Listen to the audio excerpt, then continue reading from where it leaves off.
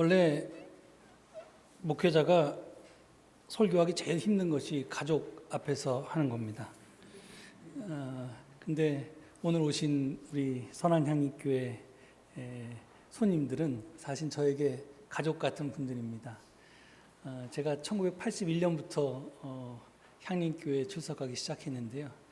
그때 정말 지금 생각해 보면 이 천둥 벌거숭이 같은 그런 철없는 청년이었는데 그때서부터 저를 보아오셨던 분들이라서 약간 그런 느낌이 좀 듭니다. 제가 이 서울제일교회 와서 여러분도 주보 보면 아시겠지만 향림교회 창립기념이라고 같은 걸 보고 깜짝 놀랐습니다. 1953년 5월 17일 날 멀리 떨어져 있지 않은 남산과 이곳 오장동에서 두 교회가 같이 피라미드를 중심으로 유교의 폐허 속에서 교회를 세워서 이렇게 시작했고요. 그리고 그 7, 80년대 가혹한 우리 민족 현실 속에서 나름대로 자기 역할을 다하면서 꿋꿋하게 그 신앙을 지켜갔던 그런 형제 교회입니다. 제가 청년 시절에 이 서울제일교회가 중부사 앞에 예배드릴 때 응원을 몇 번 갔는데 또 그런 인연이 이렇게 가까운 교회로서 이어지고 있는 것 같습니다. 오늘 교회의 달력으로 창조절 두 번째 주일입니다. 저는 이 성서 일과표에 따라 설교하고 있는데요. 이 성서 일과표가 제시하는 구약, 서신서, 복음서, 시편 이렇게 네 가지 본문 가운데 시편은 교독으로 저희가 예배 때 봉독하고요. 그리고 한 번에 하나의 본문을 택해서 합니다. 그래서 올해는 서신서를 본문으로 택해서 이렇게 설교하기로 교우들과 약속한 해입니다. 그래서 오늘 성서일과표가 제시한 본문 중에서 서신서의 말씀은 빌레몬서입니다. 빌레몬서는 단 한 장, 겨우 25절밖에 안 되는 바울의 편지 가운데 가장 짧은 편지입니다. 이 바울은 주후 50년대 초 빌레몬이라고 하는 한 크리스천에게 옥중에서 편지를 썼습니다. 당시 바울이 갇혀 있던 곳은 로마 제국의 여러 식민지 가운데 이 소아시아 지방의 수도 에베소 총독의 감옥이었을 것이라고 그렇게 짐작이 됩니다. 거기서 바울은 매우 특별한 상황 때문에 빌레몬서를 썼는데 그 상황은 다음과 같습니다. 빌레몬에게는 오네시모라고 하는 노예가 있었습니다. 그런데 오네시모는 주인 빌레몬에게서 도망쳐서 바울에게로 갔습니다. 조선시대와 마찬가지로 로마법은 추노꾼에게 잡힌 도망 노예를 가장 끔찍한 형벌로 다스렸습니다. 그런데 도망 노예인 오네시모는 왜 굳이 로마 군인들이 지키고 있던 총독의 감옥으로 간 것일까요? 그 이유는 로마로부터 또는 주인으로부터 도망치기 위해서는 아닐 것입니다. 오네시모는 도움을 구하기 위해서 거기로 갔습니다. 당시의 로마법은 아주 무거운 형벌이나 죽음의 위협에 처한 노예가 피신을 위해서 성전으로 도망치거나 아니면 조종을 위해서 주인의 친구에게, 더 정확하게 말하면 주인보다 좀 지위가 높은 친구에게 가서 잠시 몸을 피하는 것을 허용했습니다. 이를 통해서 성난 주인은 좀 마음을 누그러뜨릴 시간을 가졌고, 처음에 노예가 뭘 잘못하면 너무 화가 나서 당장 노예를 죽일 수도 있었기 때문에 좀 그런 마음을, 성난 마음을 좀 누그러뜨릴 수도 있었고, 그래서 주인이 진정된 다음에 노예는 안전하게 다시 집으로 돌아올 수도 있었습니다. 오네시모도 주인인 빌레몬과의 사이에서 아주 심각한 문제가 발생하자 주인의 스승인 바울이 있는 곳으로 찾아갔던 것입니다. 거기 가서 몸을 피하고 도움과 중재를 부탁했던 것입니다. 즉 오네시모는 바울의 중재로 주인인 빌레몬에게 용서를 받고자 했던 것입니다. 그런데 원래 주인과의 문제를 좀 중재해 주기를 바랬던 문제와는 전혀 다른 문제가 새롭게 발생했습니다. 그 문제는 처음 문제를 다 덮어버릴 만큼의 아주 큰 이슈였고 본격 근본적인 그런 상황 변화였습니다. 두 사람이, 즉 바울과 오네시모가 함께 있는 동안에 바울은 오네시모를 크리스찬으로 개종을 시켰습니다. 본문 10절 보면 내가 갇혀있는 동안에 얻은 아들 오네시모를 두고 그에게 간청합니다. 이렇게 오늘 말씀은 시작되고 있는데요. 바울은 오네시모와 자기의 관계를 아들과 아버지의 관계로 묘사하고 있습니다. 이는 개종자와 사도의 관계를 나타내는 은유입니다. 그러니까 지금 내가 오네시모를 개종시켜서 크리스찬이 되게 했다, 이런 뜻입니다.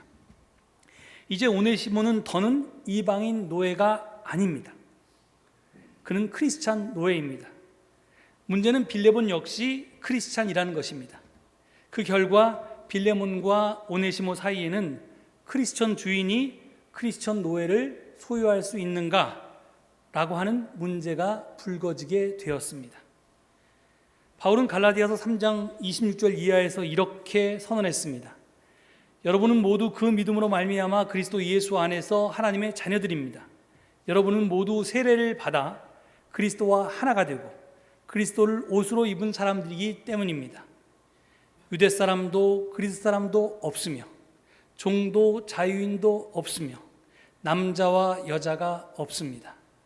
여러분 모두가 그리스도 예수 안에서 하나이기 때문입니다. 라고 하는 유명한 선언을 했습니다. 이 말이 무슨 말입니까? 누구든지 세례를 받아서 옛 사람에 대해서 죽고 새 사람으로 거듭나는 새 창조를 통해서 그리스도의 몸 된 공동체인 교회 안으로 들어와서 새로운 피조물로서 살게 되면 이제 거기에서는 인종차별, 계급차별, 성차별 등 어떤 차별도 있을 수 없고 모두가 평등하다는 말입니다.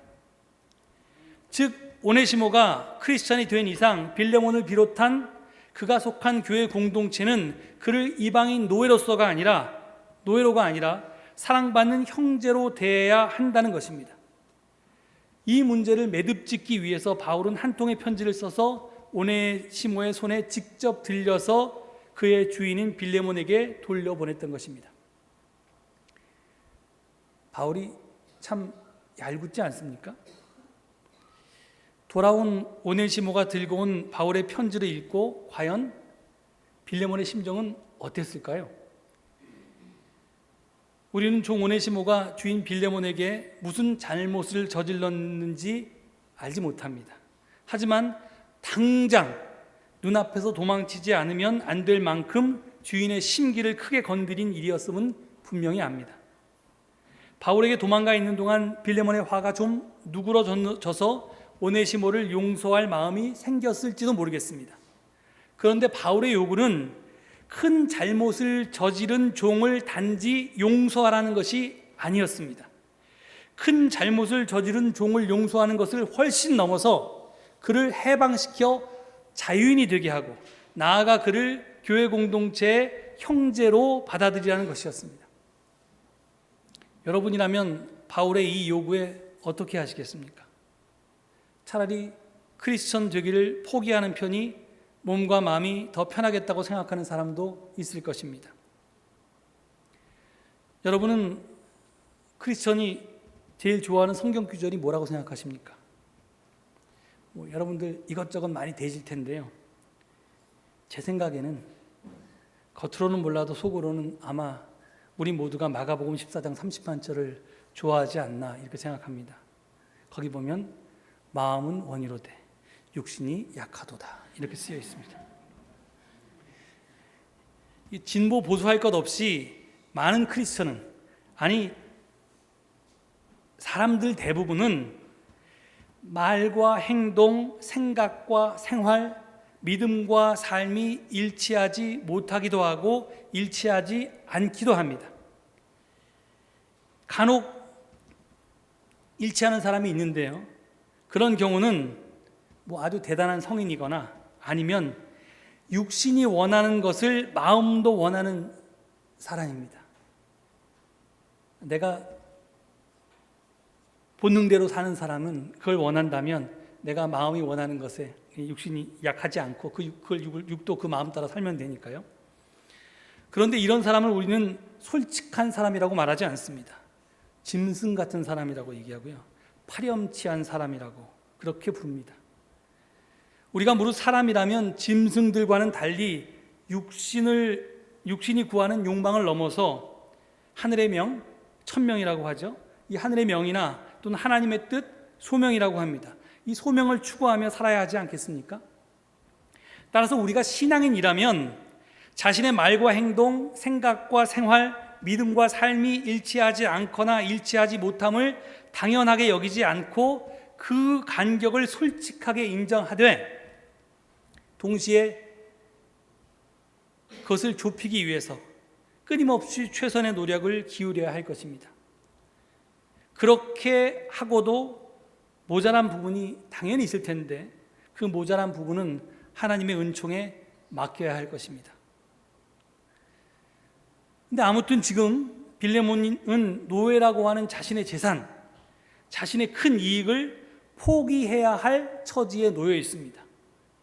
그 선택의 기로에서 과연 그는 자기 이익을 포기하고 크리스찬으로 살아갈까요? 아니면 마음은 원이로되 육신이 약하다는 핑계를 대면서 크리스천 됨을 포기하고 자기 이익을 쫓아서 살아갈까요? 우리 같으면 후자를 택할지도 모르겠습니다. 하지만 빌레몬은 그렇게 하지 않았을 듯합니다. 왜냐하면 바울은 빌레몬에게 단지 노예 해방을 요구한 것이 아니었기 때문입니다. 바울은 빌레몬에게 노예를 해방하되 그것을 억지로가 아니라 기꺼이 할 것을 요구했습니다. 그러니까 바울은 아직 기어다니는 빌레몬에게 무리하게 뛸 것까지 요구한 것이 아니라 적어도 걸을 줄은 아는 빌레몬에게 이제는 뛰어보라고 그렇게 권고했다는 말입니다.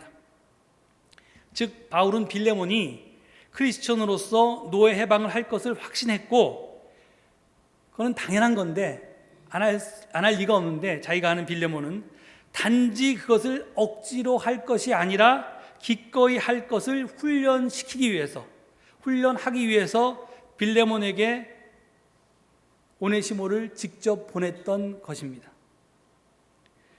제가 이렇게 확신한 이유는 바울이 취한 행동 때문입니다. 바울은 크리스천 노예 오네시모를 그의 크리스천 주인 빌레몬에게 되돌려 보내면서 오네시모는 복종하도록 그리고 빌레몬은 용서하도록 각자에게 훈계해서 되돌려 보낼 수도 있었습니다.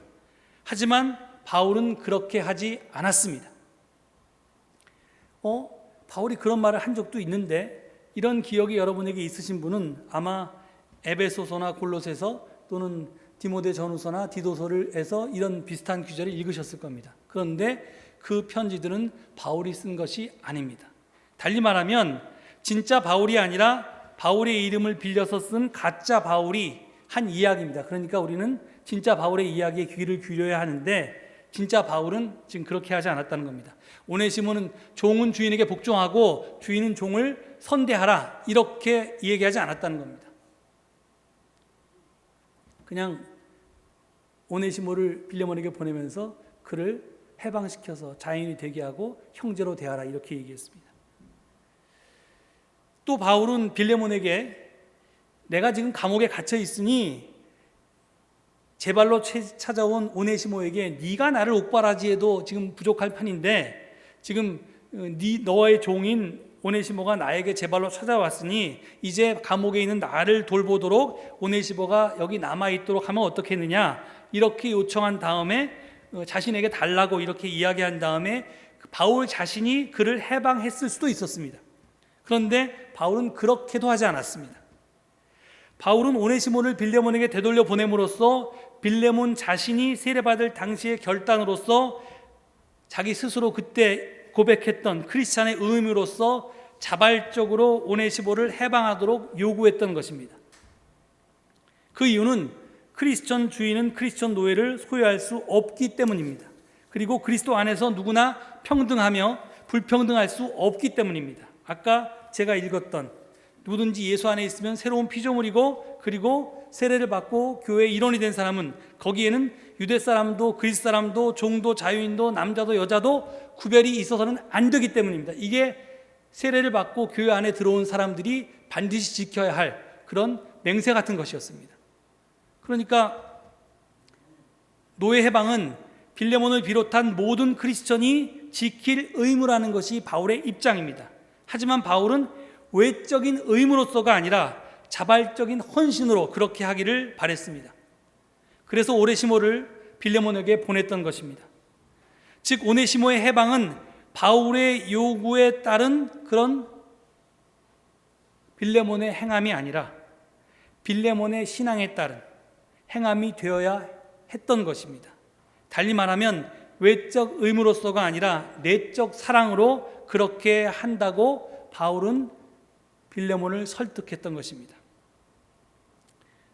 앞서 제가 바울이 참 얄궂지 않냐고 했는데, 어찌 보면 바울은 지금 빌레몬에게 힘든 부탁을 하는 것을 넘어서 불가능한 요구를 하는 것처럼 보입니다.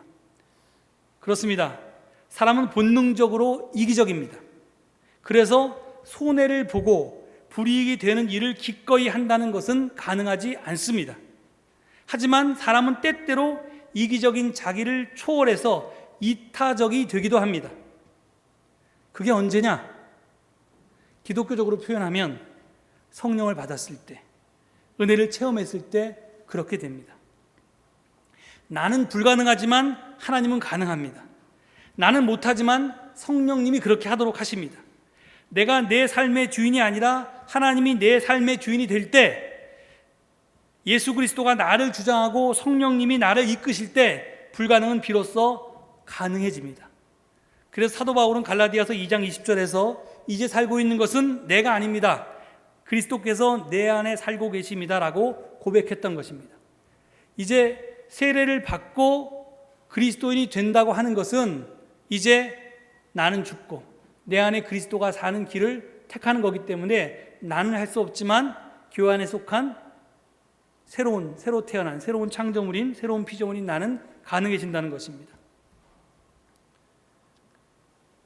제가 오늘 증언 제목을 뭘로 할까 고민하다가 신앙의 체언이라고 했습니다. 체언의 사전적 의미는 관념적인 것을 구체적인 행동이나 행태로 표현하거나 실현함입니다. 이는 영어 인카네이션의 번역이기도 합니다. 즉 인카네이션 하면 우리가 보통 성육신이라고, 즉 육신을 이룸, 즉 육을 입은, 그러니까 몸을 이룸 이런 것 같은 이제 성육신인데, 이룰 성자를 써서 그래서 성육신인데 거룩할 성자가 아니라 이룰 성자입니다. 그래서 인카네이션은 몸을 이루었다, 육신을 이루었다 이런 뜻입니다. 이것과 인카네이션이 그런 뜻인데, 이 인카네이션은 다른 말로 하면 체현이라는 말로도 번역됩니다. 우리가 잘 알듯이 이 성육신 사상은 요한복음의 중심 사상입니다. 요한복음은 태초에 계셨던 말씀이, 로고스가 육신이 되어 우리 가운데 거했다고 증언합니다. 그 육신이 된 말씀은 당연히 예수 그리스도이십니다. 그런데 예수가 그리스도일 수 있는 까닭은 다른 것이 아닙니다. 요한복음에 따르면 성육신 때문에 그렇습니다. 만약에 말씀이 성육신하지 않고 말씀 그대로만 계속 남아 있었더라면 우리 구원에 그 말씀은 아무 소용이 없었으리라는 것이 요한복음의 주장입니다. 말씀이 말씀으로 남아있지 않고 육을 입었기 때문에, 몸을 입었기 때문에 우리와 함께 거했고 그 몸을 입은 예수 그리스도를 통해서 우리의 구원이 이루어질 수 있다, 이렇게 주장하는 겁니다. 사도 바울이 빌립보서 2장 6절로 11절에서 인용한 초대교회의 그리스도 찬가, 쪽 비움의 그리스도를 노래하고 있는 그 찬가 역시 요한복음과 똑같은 주장을 합니다. 초대교인들은 바로 이것 때문에 예수를 구세주라고 그렇게 고백했던 것입니다. 그렇습니다. 인카네이션이, 성육신이, 체현이 인간 구원의 출발점이었습니다. 이를 요한복음 3장 16절은 하나님이 세상을 이처럼 사랑하사 독생자를 주셨으니 이는 그를 믿는 자마다 멸망하지 않고 영생을 얻게 하려 하심이라 이렇게 표현했습니다. 하나님은 창조 세계를 사랑하십니다. 그래서 멸망시키지 않고 그 세계를 구원하고자 하십니다. 그런데 하나님이 우리를 어떻게 사랑하십니까? 요한은 이처럼 사랑하신다고 했습니다. 요한복음이 말하는 이 이처럼이라는 말은 바로 성육신을 가리킵니다.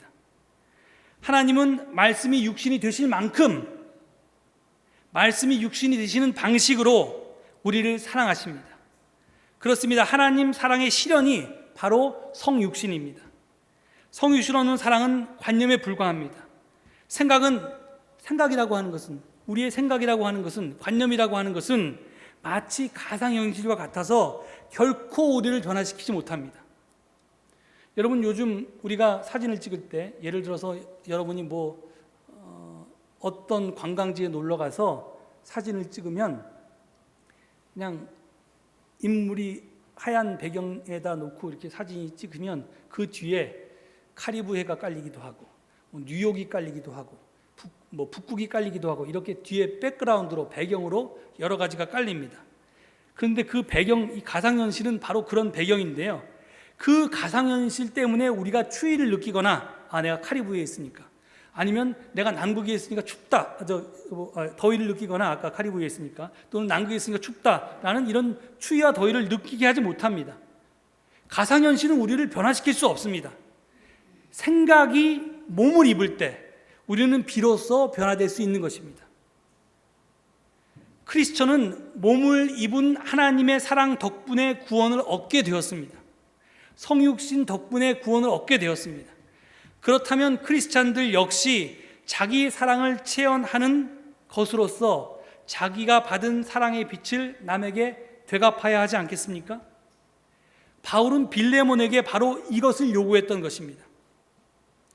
당신이 몸을 입은 하나님의 사랑을 체험했다면 이제 그 받은 사랑을 당신 몸으로 드러내서 이웃과 나누어야 하지 않겠습니까? 하고 바울이 빌레몬에게 권고했던 것입니다.